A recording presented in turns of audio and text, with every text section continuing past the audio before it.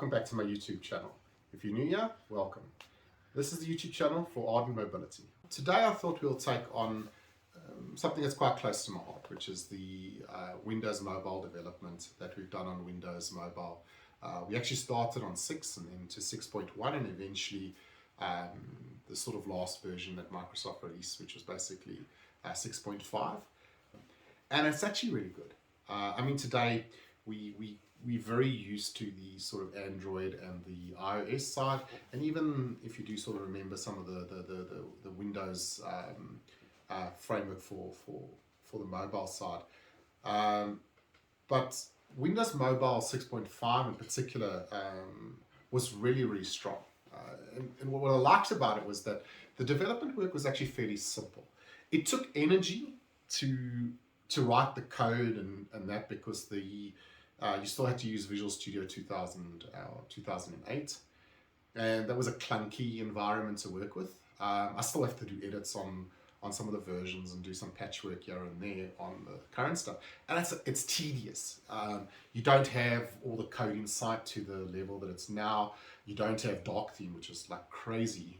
That I actually literally built my own dark theme for the development by changing a whole lot of the fonts so I could have some of the stuff to be a little bit dark theme, because I found, especially with the glasses, that dark theme is like really good. But the development side was sort of interesting, because we had moved over to C#, and the new versions were all in C#. I'd done a lot of work previously in Delphi and a little bit of MySQL in terms of the databases. But with the new work that we've been doing, it was all C#. And we had done quite a bit of work around web services and the like. But my first sort of version of C# had been very focused on a very Delphi-orientated environment. And it didn't really work. It worked. I mean, we sold and we ran it. But from an overall development point of view, it was really rough. And I was very worried and nervous that when I got to the Windows Mobile side, I'd land up with the same problem, that I'd try and replicate what I'd done on WinForms into the Windows Mobile. Fortunately, that becomes really difficult because I had to go find componentry. You just couldn't build everything yourself. And a couple of Google searches and experimenting with a few things, I found a company called Resco. And they just had, for a very, I mean, it was fairly pricey, but it wasn't super expensive. They actually had a phenomenal set of grids, and the big thing was slightly better front-end controls for the UI. Not great to the next level of what I'm used to today, but it was really good for the timing of everything. And then the big thing that was actually the start of everything was actually solving the login problem. So the big hassle I've got is that we don't have one customer, we've got a series of customers. So when you have the mobile device, you've got to ensure that it's working with the correct customer and all of that, but also that it has the rules for that customer that are then being downloaded and managed correctly. So easier said than done, mostly because I hadn't done all the things down to that level. With WinForms, I code naturally. I've been doing WinForms from VB and Delphi into Visual Studio, and it was just like this sort of natural type of coding. The problem with Windows Mobile is that the coding wasn't that natural, because the componentry from Resco had some issues, and eventually they sorted out some of them with a couple of versions over the 2 years that I got versions from them. But for the most part, I could follow my patterns fairly easily. And eventually, getting a good amount of base forms and getting some really good interfaces and the likes, I started being able to put it together. But the critical part was the data. And at that stage, we'd done a lot of work around web services. And it turned out that the web services were very well supported in Windows Mobile.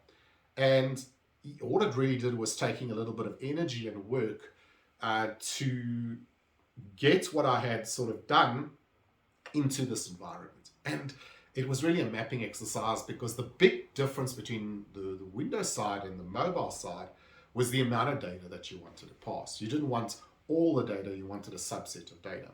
So eventually I built a layering mechanism where I could build effectively PONC objects, the plain old common objects, for each of the things that I needed. So if I had something like a vehicle dispatch schedule, I would build a mobile info version that was literally just the fields that are needed.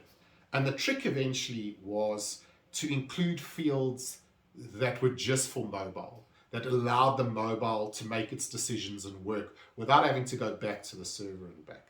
So there was a whole lot of stuff. The other side, of course, was getting caching working. And I'd say that my first couple of versions were a little sketchy, but eventually I figured out a very, very good pattern. I improved it over time. I'd say that my new version that I've got, that's my sort of my latest version, is actually really, really good because you sort of learn. And caching is really important. It's a topic I get asked about a lot, and the ability to store a certain amount of local data that you're not replacing all the time, reducing the bandwidth and managing all of these pieces and really knowing what data you're going to bring up, what data you're going to send out, what data you're going to keep, and how you're going to manage it. And that was the interesting thing when I moved over to Android, is you've got to rethink that again, because now you've got a totally different environment again. You've actually got more space and the like, so you don't have to worry about certain things, but you do have to worry about the refreshing of the data. How clean is that data? So for example, let's just say you've got a code table, and that code table has sales order types. And right up front, your sales order types is a bulk type order, it's a maize order, and it's a wheat order. And now all of a sudden, you start selling spices. So you now want a spice one.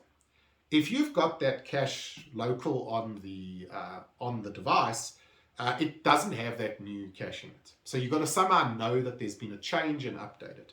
So that you need a management mechanism around that. And on the mobile, it becomes very important to manage that very, very well. Where with the WinForms, because you've got a lot more bandwidth space, you generally in the back office and whatever, you don't have to worry about it as much. You still got to make sure that it's efficient and the likes. But on the mobile, you got to do a lot more work on that. And I put a lot of energy into it. I'd say that at the moment, if I take my work on Android, I probably spent almost 6 weeks of the different scenarios and how that's going to work, versus something like certain views that I spend probably 3 or 4 days on. So because I know that if that part works and it works seamlessly and it works in an asynchronous manner, it will work. So on the Windows mobile side, having that experience was very, very useful. And as we added additional functions and features to the Windows mobile, it became super popular. And we know that over time there's been people that have tried replicating the pieces, and they've often come back to me and said, well, how did you manage to do this or that?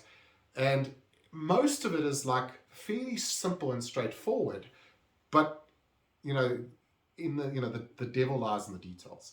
If you want to get something done, you've got to like build your own type of framework around it.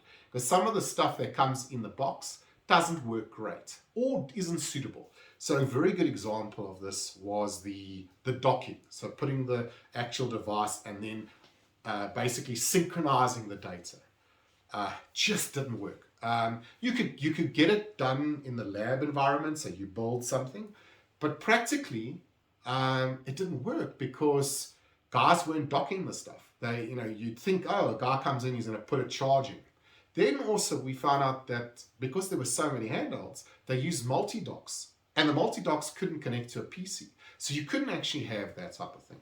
So eventually we went 100% for a wireless approach. So everything went through web services, and we then managed when the transactions would go up. We also did an entire section for offline. So for example, the entire stock take was offline. Interesting one is that the stock movement was originally offline. But when we rewrote it, we took it off the offline side, because what we found was that a hand scanner would go out of the mobile range and wouldn't be able to update. And effectively, you would just get an accumulation of data and it wouldn't go up. And it was very difficult for the person who held it to manage it, because often he didn't think about it, didn't notice, and then there wouldn't be a supervisor that was checking up on him. So we eventually, when we rewrote it, we slimlined the transaction and made sure that we needed as little bandwidth as possible to actually do that movement. And the irony is, we've never really had a problem since then, because we generally have Wi-Fi range on almost everything. And because the transaction's fairly light, it just goes through and you don't have a hassle. And on the site where we do the most transactions, they do around about 50,000 transactions per week. So those hand scanners, which is only, I think on that side of it, is only about 20 hand scanners. That's a fair amount per scanner over the day. So when it comes to actually building the mobile side, our background is really, really good because we've done this quite a bit. And then the moving over to the Android and the iOS side has been sort of a natural part. The main change really, other than some of the environmental stuff that you've got to deal with Android and iOS, is that we rewrote the backend. We moved it to a more asynchronous, restless state web API. And as a result of that, we could streamline and just 100% improve the process. And then, of course, you can just speed up the entire process as well in terms of, being able to knock the object sizes down and all of that. Of course, there's plenty of things I'd like to do to extend on it and that. But yeah, it's been an interesting journey. And if you ever sort of get the opportunity to have a look and do a little bit of work around Windows Mobile 6.5, which nowadays has been effectively obfuscated by Microsoft in terms of usage. But try play around with it. It's like a very interesting environment. I've thoroughly enjoyed the work I did with it. It is now a little bit dated, and I'm enjoying the Android and iOS development on Xamarin. But yeah, I think it's been a worthwhile exercise over the last 10 years. If you like this video and you'd like to see others, give it a like, add a comment. I generally try to get to all the comments if possible. And of course, if you want to see notifications, the bell icon, wherever it is. All the links mentioned in the video will be down in the description below. Thank you for watching the video. I'll catch you in the next one.